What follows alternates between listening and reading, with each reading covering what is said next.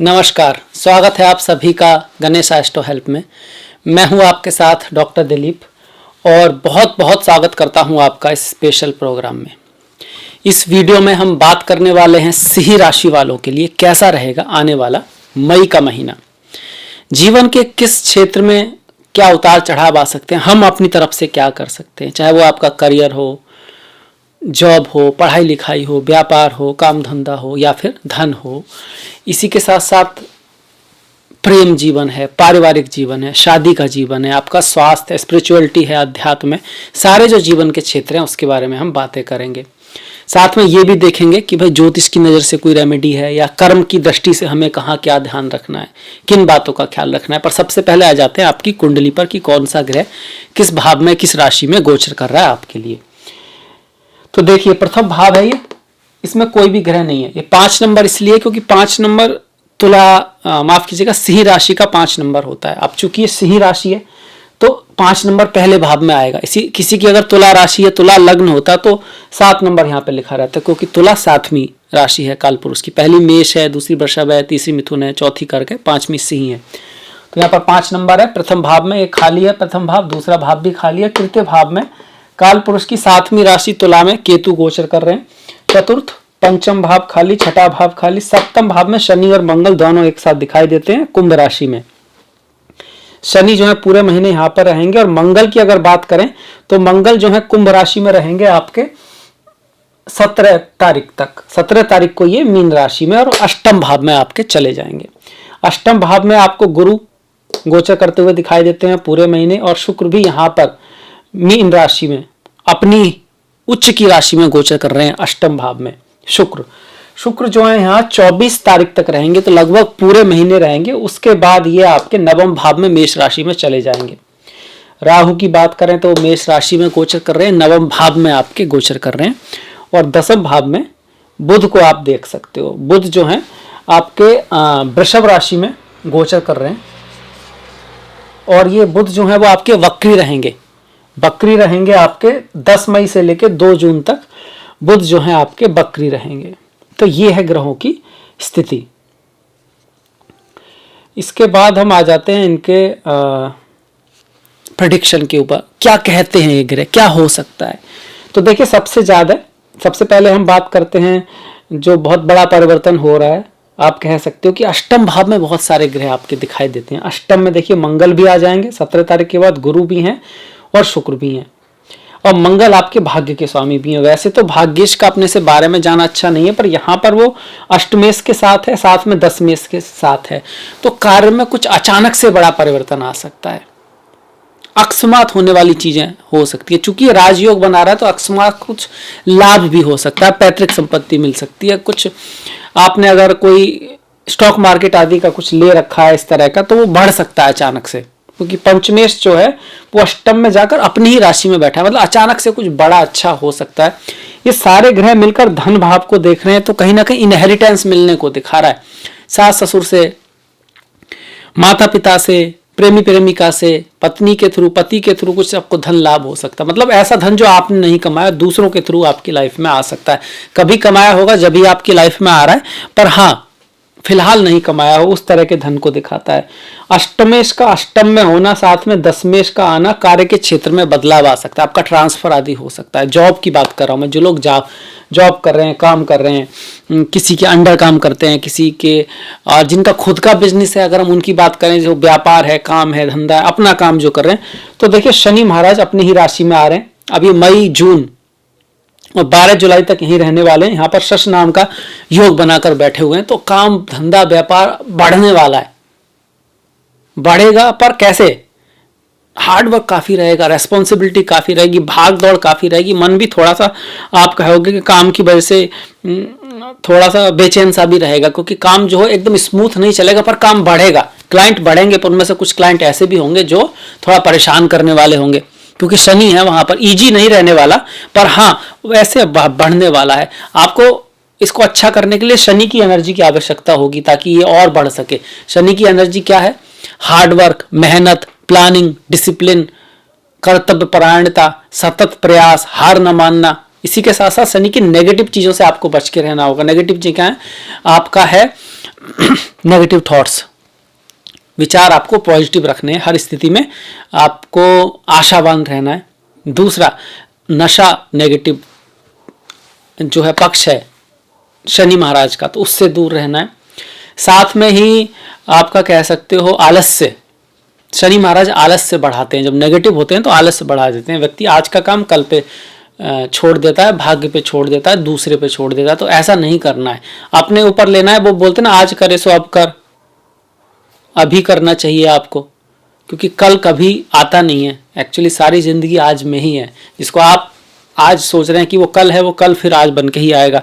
तो जो आप करना है वो आज ही करो, अभी करो, अगर पॉसिबिलिटी है तो ये भी शनि महाराज की बहुत अच्छी रेमेडी है।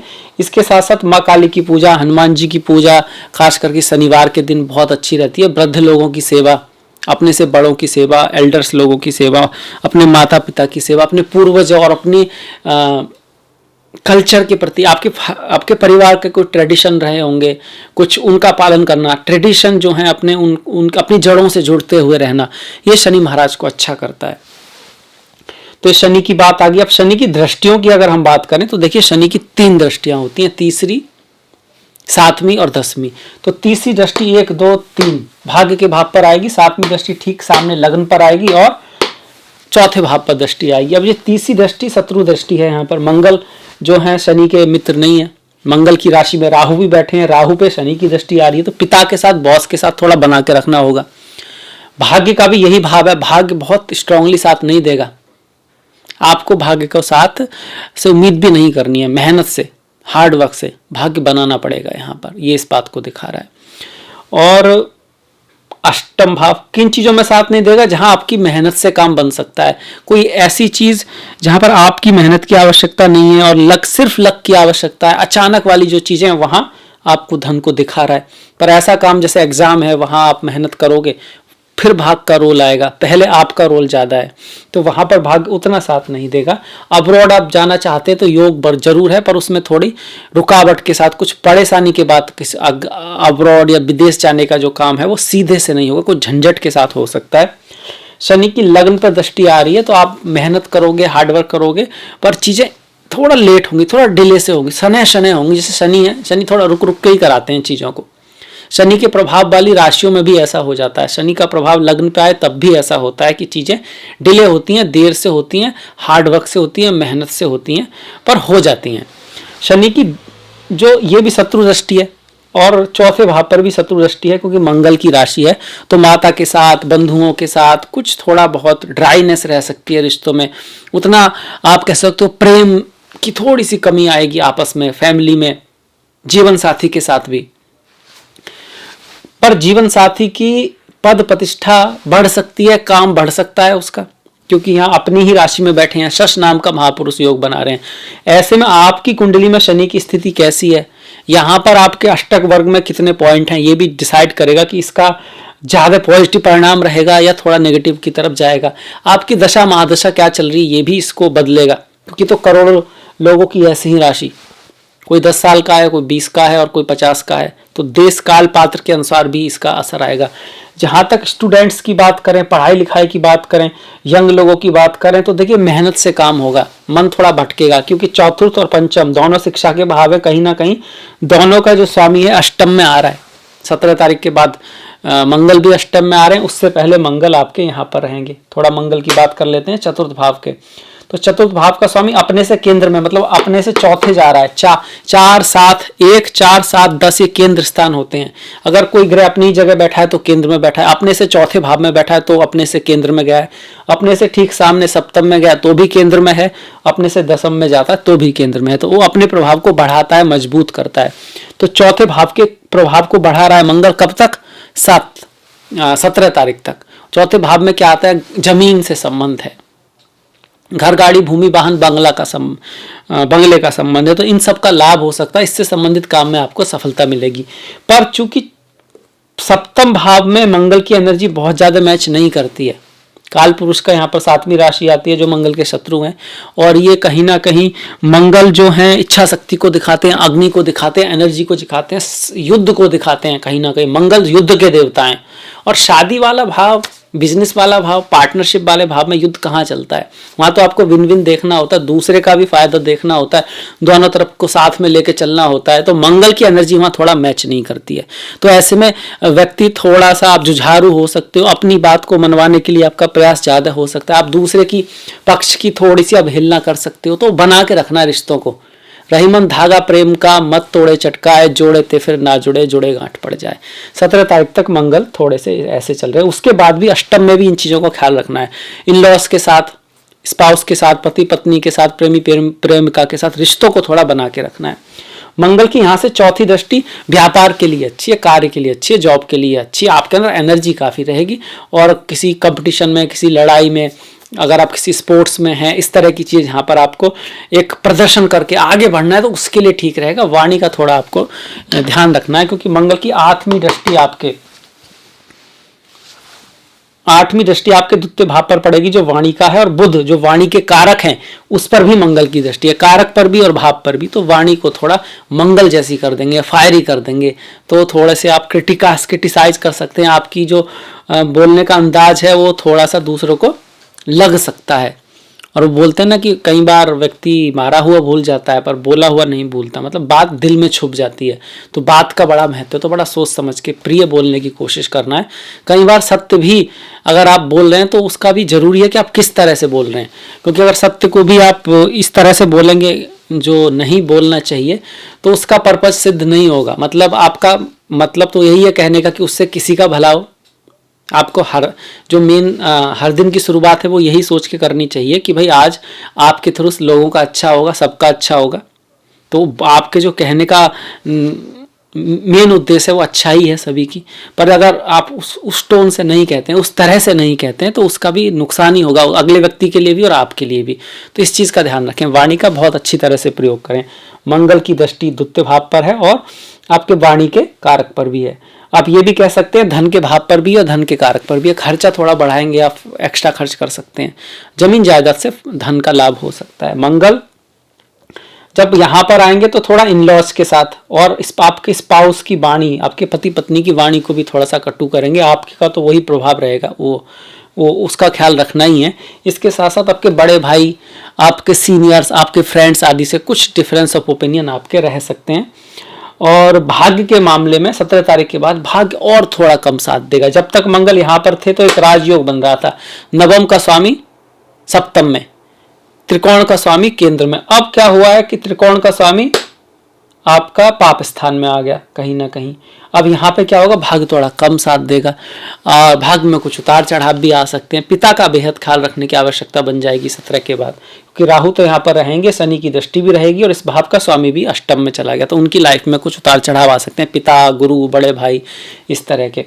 मंगल की दृष्टि 12वें भाव पर आएगी, खर्चा वगैरह बढ़ेगा, वाणी का ऐसे ही ख्याल रखना है। और केतु छोटे भाई बहनों के साथ संबंध बना के रखना है, पड़ोसियों के साथ, या फिर उनकी लाइफ में कुछ उतार चढ़ाव मंगल की वजह से आ सकता है। गुरु की बात करते हैं। देखिए अष्टमेश अष्टम में है तो अचानक धन प्राप्ति को दिखाता है। स्पिरिचुअलिटी, अध्यात्म, गहरे विषय, रिसर्च, कुछ ऐसी चीजें जैसे हैकर होते हैं, साइबर सिक्योरिटी है, बहुत गहरा किसी चीज में जाना होता है, रिसर्च है, उसके लिए ठीक है। आप ज्योतिषी हैं, आपके लिए अच्छा है। आप कोई शोध कर लें, आपके लिए ठीक है। आप साइकोलॉजिस्ट हैं, आपको दूसरे की मन की बातें जाननी होती हैं, बहुत डीप सब्जेक्ट है ये भी साइकोलॉजी, तो उसके लिए ठीक है। अदरवाइज यहाँ पर यही कहेंगे धन का थोड़ा सा ख्याल रखें। पढ़ाई लिखाई में मन जो स्टूडेंट हैं वो कम लगेगा। अगर आप कलाकार हैं, आप कुछ परफॉर्म करते हैं, तब भी आपके लिए थोड़ा सा ख्याल रखने की बात है। और यहाँ से 12वें भाव पर गुरु की दृष्टि आपको खर्चा जरूर बढ़ाएगी, पढ़ाई लिखाई के बाहर जाने का योग बनाती है। धन के भाव पर शत्रु दृष्टि है, पर स्टिल गुरु की दृष्टि है, साथ में शुक्र की दृष्टि भी पड़ रही है। धन पैसे का कहीं ना कहीं से योग बनता है, कहीं ना कहीं से धन आएगा वहां से जहां से आपने सोचा नहीं। और घर जमीन खरीदने का योग बनता है, घर जमीन खरीदने का योग बनता है, गुरु की दृष्टि है। और पहले 17 दिन तक और भी ज्यादा बनता है, क्योंकि पहले 17 दिन इस भाव का कारक भी अपने से केंद्र में रहेगा, गुरु की दृष्टि तो रहेगी रहेगी, पर बाद में भी घर, भूमि, जमीन आदि से लाभ का यहाँ पे योग बना हुआ है। गुरु के और प्रभाव को बढ़ाने के लिए आप गुरुवार के दिन मंदिर जा सकते हैं, वहां पर कोई सेवा कर सकते हैं, अपने गुरुओं की रेस्पेक्ट करें। ओम ग्राम ग्रीम ग्रोम सह गुरुवे नमः, इस मंत्र का जाप कर सकते हैं, कम से कम एक माला तो करना चाहिए। इसके बाद देखिए शुक्र पर आ जाते हैं। शुक्र जो है माँ लक्ष्मी के प्रतीक हैं, धन के प्रतीक हैं। आपकी कुंडली में वो तृतीय भाव और दसम भाव के मालिक होकर अष्टम भाव में आए हुए हैं। तो तृतीय भाव कहीं ना कहीं यात्राओं का है, प्रयास का है, एफर्ट का है, आपके पराक्रम का है, छोटे भाई बहनों का है, आपके कम्युनिकेशन का भी है। तृतीय भाव कभी कभी इसको सबकॉन्शियस माइंड को भी मानते हैं हम, आर्ट डिजाइन इन सब का है। वो कहाँ जा रहा है? अष्टम में जा रहा है, पर उच्च का हो रहा है। अचानक से आपकी इन चीज़ों में कुछ उछाल आएगा, कुछ बड़ा होगा, कुछ अच्छा होगा, आपकी कोई राइटिंग हिट हो सकती है, आपकी कोई बात जो है वो अचानक से उसका आपको रिजल्ट मिल सकता है, ऐसी चीज़ का जिसका आपने सोचा नहीं। कोई काम करके आप भूल गए, कोई इन्वेस्टमेंट करके भूल गए, या आपने कभी, अगर आप ब्लॉगर वगैरह हैं, कोई लेख लिखा और वो छोड़ दिया, कोई अगर आप यूट्यूबर हैं, आपने कोई वीडियो बनाया और छोड़ दिया और आपको पता भी नहीं, अचानक से वो उसको लोग देखने लगे, वो चीज़ फेमस हो गई। कुछ इस तरह का अनप्रिडिक्टेबल गेन आपको हो सकता है, ये यहाँ पे दिखा रहा है, क्योंकि यहाँ पर ग्रह आकर उच्च का हो रहा है। धन पैसे को बढ़ाएगा, अचानक से एक धन लाभ हो सकता है आपका, आपको गिफ्ट आदि मिल सकता है, आपके ऐसे स्पाउस से, पति से, पत्नी से मुलाकात या फ्रेंड से मुलाकात हो सकती है, जिसकी वजह से आपको कुछ लाभ हो इस चीज़ के लिए। तो अच्छा है अष्टम में अपनी राशि उच्च होना, गुरु का अपनी राशि में रहना, शुक्र का उच्च होना, मंगल का अपनी मित्र राशि में होना बुरा नहीं है। ये स्पिरिचुअलिटी अध्यात्म के लिए भी बहुत अच्छा है। जो लोग इस चीज़ में इच्छुक हैं, समाधि, कुंडलिनी, एनर्जी, योगा, ध्यान, मेडिटेशन, तो आपको वहाँ पर गहराई मिलेगी, आप चीज़ों को पहचान पाओगे और कहीं ना कहीं अच्छा योग है।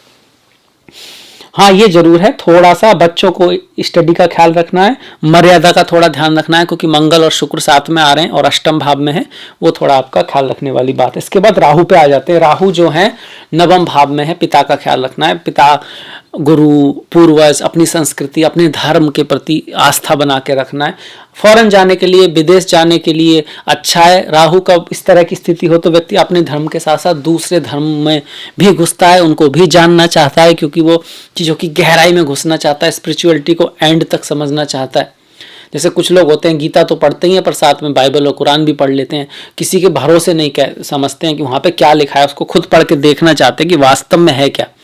तो राहु इस तरह की आपका आउटलुक लेता है कि चीज़ों को बहुत गहराई से देख कर ही किसी चीज़ को मानने वाले होते हैं। राहु जब भाग्य के भाव में आता है तो आपको फॉरेन, विदेश, गल्फ कंट्रीज़ या फिर आप कहिए पश्चिमी देशों की तरफ ले जाता है। यहाँ से राहु जो है शादी विवाह के लिए बढ़िया है, शादी विवाह के लिए बहुत बढ़िया है। आपको कोर्ट के शादी जिताएगा, आपको किसी रेस में या प्रमोशन आदि के लिए अच्छा है, जॉब के लिए भी ठीक है। और बस थोड़ा मर्यादा का ध्यान रखना है, मर्यादा का, समाज में मर्यादा का ध्यान रखना है और धन का थोड़ा सदुपयोग करना है। धन में कभी कभी एक्स्ट्रा खर्च व्यक्ति कर देता है, किसी ऐसी जगह इन्वेस्ट कर देता है जहाँ पर शायद लाभ ना हो, तो इन चीज़ों का ख्याल रखें। बाकी राहु यहाँ बुरा नहीं है, ठीक है। बुध की बात करते हैं तो बुध का दसम भाव में गोचर वैसे तो शुभ माना गया है और आपकी कुंडली में वो धन के स्वामी होकर दसम भाव में आ रहे हैं। वाणी के स्वामी मतलब वाणी से धन आएगा, आपका परिवार से आपको कोई हेल्प मिलेगी, आपका जो पद प्रतिष्ठा प्रमोशन है, अपनी जो मेहनत है उससे आप धन कमाओगे, इस चीज़ को दिखा रहा है। पर चूंकि ये वक्री रहेंगे तो एक तो वाणी का ख्याल रखना है, आप कुछ ऐसा लिख सकते हो, बोल सकते हो जो मिसअंडरस्टूड हो जाए, गलत फहमी में चला जाए, तो बहुत क्लियर अपनी बातों का जो मतलब है बहुत क्लियर रखना है, ऐसा ना हो कि लोग उसका कुछ और मतलब निकाल लें। इसके साथ साथ जो बुध है वो एकादश के स्वामी है, दसम में है, तो आपको अपने फ्रेंड्स या नेटवर्क सर्किल के थ्रू कार्य मिल सकता है, जॉब मिल सकता है, पद प्रतिष्ठा मिल सकती है। जैसे कि आप जॉब ढूंढना चाह रहे थे तो अपने नेटवर्क सर्किल से अगर आप सहायता मांगे तो कहीं ना कहीं से आपको सहायता मिल सकती है, इसका ये योग बना रहा है। अब बकरी है तो थोड़ा सा संभल के चलने की आवश्यकता है। ये भी बताता है कि आपके पुराने दोस्त, पुराने फ्रेंड वो आपके ज़्यादा काम आएंगे बजाय नए फ्रेंड्स के, ये इस चीज़ को दिखा रहा है। ये बुध का भी हो गया हमारा। अब आ जाते हैं केतु पर। देखिए केतु तृतीय भाव में है और तृतीय भाव पर मंगल की दृष्टि रहेगी आपकी 17 तारीख तक।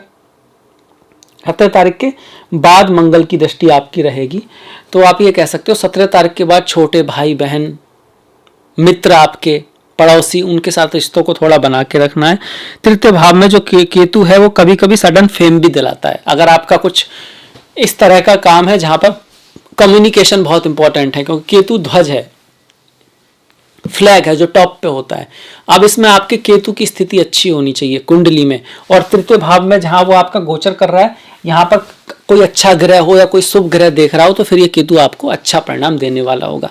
बाय चांस केतु उतना अच्छा रिजल्ट नहीं दे रहे हैं तो गणेश जी की पूजा करें, गणेश अथर्वशीर्ष का पाठ करें और मत्स्य अवतार की कथा करें। मछलियां जो हैं उनको कुछ आप आटे वगैरह की गोलियां खिला सकते हैं। संतों का सम्मान करें, ध्वजा आदि का दान कर सकते हैं, वो केतु के लिए अच्छा रहेगा। कुत्ते जो होते हैं उनको कुछ खाना वाना आप खिलाएं तो ज्योतिष के नजरिए से ये केतु के लिए बढ़िया माना जाता है। केतु ज्ञान भी है, केतु मोक्ष की तरफ ले जाना, तो स्पिरिचुअलिटी अध्यात्म को अपनी लाइफ में लाना केतु के लिए बढ़िया रहता है। केतु आपके जिस भी भाव में हो उससे संबंधित शुभ फल के लिए आप ये कर सकते हैं। किसी के लग्न में ही है तो फिर उनको पूरी जिंदगी ये करना ही चाहिए इनमें से कोई ना कोई चीज, तो उनकी लाइफ अच्छी रहती है, बढ़िया रहती है। तो केतु का भी हो गया। हमने देखिए मंगल, गुरु, शुक्र, शनि, राहु, बुध, केतु सारे ग्रह देख लिए। अब आ जाते हैं थोड़ा त्योहारों की तरफ। इस महीने के जो त्योहार हैं, तो 3 तारीख को अक्षय तृतीया है, बहुत इंपॉर्टेंट दिन है किसी चीज की शुरुआत करने के लिए। बहुत से लोग वेट करते हैं कि अक्षय तृतीया आएगी तब शुरुआत करेंगे। 12 तारीख को मोहिनी एकादशी है और 26 तारीख को अपारा एकादशी है। जो भगवान श्री हरिविष्णु के भक्त हैं उनके लिए बहुत इंपॉर्टेंट ये दिन है। ओम नमो भगवते वासुदेवाय। इसके बाद देखिए 16 तारीख को पूर्णिमा है, 13-17 का प्रदोष व्रत है और 28 तारीख शनिवार को शिवरात्रि है। चिदानंद रूपा शिवोहम शिवोहम। 19 तारीख को संकष्टी है, 30 तारीख को ज्येष्ठ अमावस्या है और 15 तारीख को वृषभ संक्रांति है। मतलब जो सूर्य जो है आपके, देखिए सूर्य के बारे में हमने बात नहीं की। सूर्य जो है वो 15 तारीख तक यहाँ पर रहेंगे, यहाँ पर, और 15 के बाद यहाँ पहुंच जाएंगे। इसी वजह से इस महीने वृषभ संक्रांति रहेगी। तो नवम भाव में भी शुक्र क्या है, उच्च के हो रहे हैं। लगन का स्वामी नवम भाव में उच्च का हो रहा है तो भाग्य आपका साथ देगा। और कहीं ना कहीं पिता के साथ थोड़ा सा ध्यान रखने की आवश्यकता जरूर है, क्योंकि राहु वहां पर है, शनि की दृष्टि आ रही है, सूर्य वहां है। गवर्नमेंट के साथ थोड़ा सा मतलब कि आपके जो टैक्स है, डॉक्यूमेंट्स हैं, वो सब परफेक्ट होने चाहिए। 15 तारीख के बाद सूर्य दशम में आएंगे तो बुध आदित्य योग बनेगा, जो कि पद प्रतिष्ठा प्रमोशन को बढ़ाने वाला, आपके स्टेटस को बढ़ाने वाला है। दशम भाव में सूर्य अति शुभ होते हैं। तो ये कब है आपका 15 तारीख से पहले यहाँ पर। 15 के बाद सूर्य जो है वृषभ संक्रांति आ रही है। संक्रांति किससे जुड़ा हुआ है, अध्यात्म से जुड़ा हुआ है, क्योंकि सूर्य आत्मा है, आत्मा से परमात्मा। जैसे कृष्णा बोलते हैं ना, आत्मा हर जगह है, सर्वत्र है, मूवेबल नहीं है, ईश्वर ही है वास्तव में। जब हम उसको एक जीव के उसमें देखते हैं, एक व्यक्ति के, तो हम उसको आत्मा बोल देते हैं, और रियल स्वरूप में जब बोलते हैं तो परमात्मा बोल देते हैं। अद्वैत, दो नहीं है, एक ही है।